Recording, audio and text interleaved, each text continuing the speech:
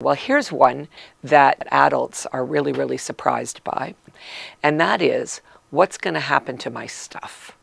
For younger children, I would say adults do these things called making out wills, and you might know about what that is. That's where your grandma, your grandpa, your mom, or your dad sit down and think about if they were to die, what would they want to see happen to their house?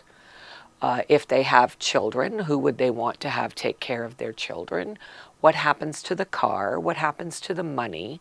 What happens to grandma's tea set that's been passed down from generation to generation?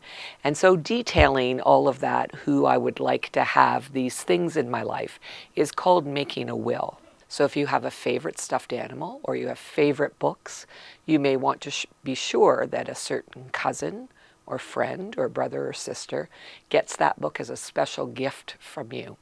And at some point when adults do it, it's all written down on paper and it becomes a legal document. So it's signed by a notary public or a lawyer, so it becomes legal. It's something that has to be done.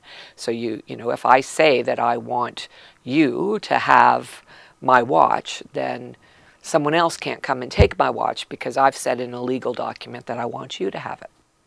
Older kids may have things like electronics, iPods, stereos, video games that they want to make sure go to certain special people. So adults don't think about children wanting to do the same thing with their stuff. But in the work that I do, I've come to understand that stuff is really as important to kids as it is to grown-ups.